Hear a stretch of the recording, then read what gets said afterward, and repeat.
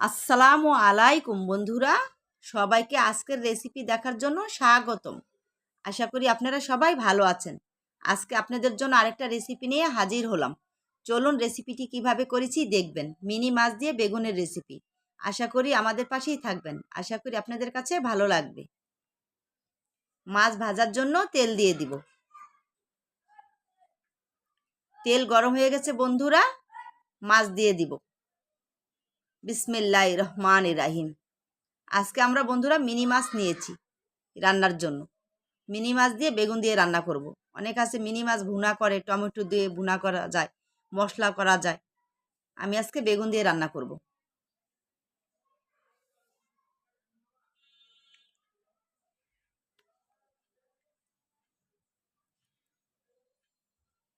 মাছ এক পাশ ভাজা কমপ্লিট, উল্টিয়ে দিব।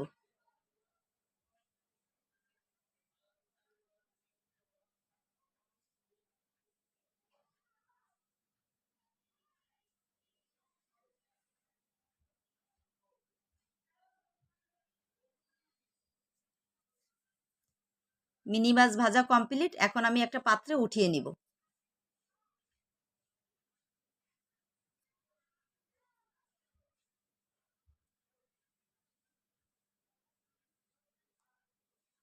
রান্নার জন্য সরিষার তেল দিব।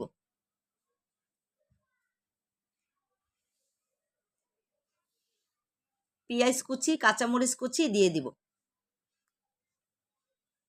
সামান্য একটু ভেজে নিব কাঁচামরিচ কুচি, পেঁয়াজ কুচি।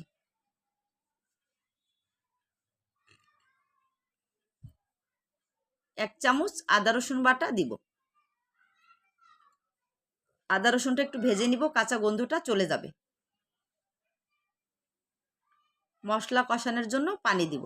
যেহেতু গুঁড়া মশলা অ্যাড করবো তো বন্ধুরা, এর জন্য পানি দিয়ে দিলাম, না হলে গুঁড়া মশলা পুড়ে যাবে।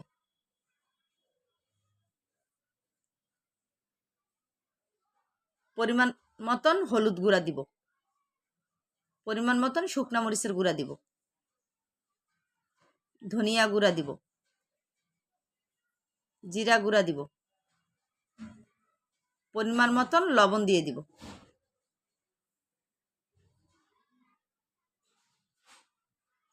মশলা ভালো করে কষিয়ে নিব।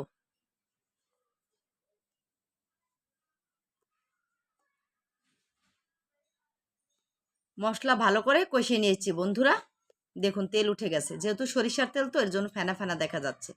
লম্বা করে কেটে রাখা ধুয়ে রাখা বেগুন দিয়ে দিব। বিসমিল্লাহির রহমানির রহিম। যেহেতু মিনি মাছ লম্বা, তাই আজকে আমরা লম্বা করে বেগুনটা নিয়েছি বন্ধুরা। মাছ অনুযায়ী সবজিটা কেটে নিতে হবে। এই পর্যায়ে 5 মিনিটের জন্য ঢেকে দেব। সবজিটা ভালো করে কষে যাবে।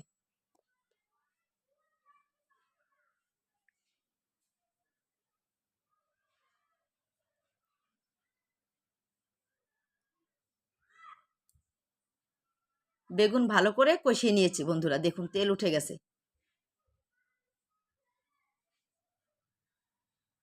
পরিমাণ মতন ঝোলের পানি দিয়ে দিব।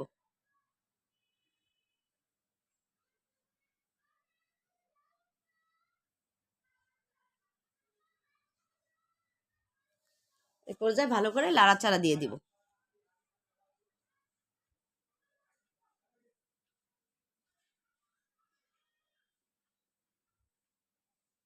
এখন আমরা ঢেকে দিব সিদ্ধ হওয়া পর্যন্ত।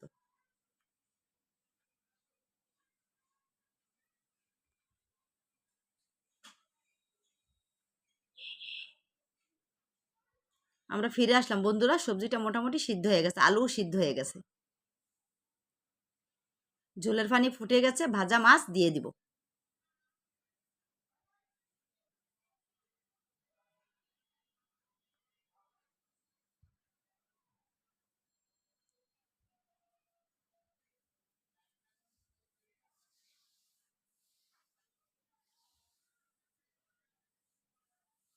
এই পর্যায়ে কুচানো ধনেপাতা দিয়ে দিব।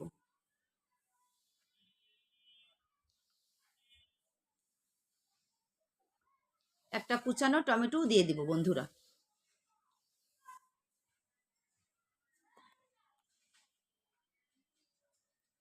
এভাবে একটু ঘুরিয়ে ঘুরিয়ে নাড়াচাড়া দিয়ে দিতে হবে। এখন আর খুন্তি দিয়ে নাড়া দেওয়া যাবে না। 5 মিনিটের জন্য ঢেকে দিব।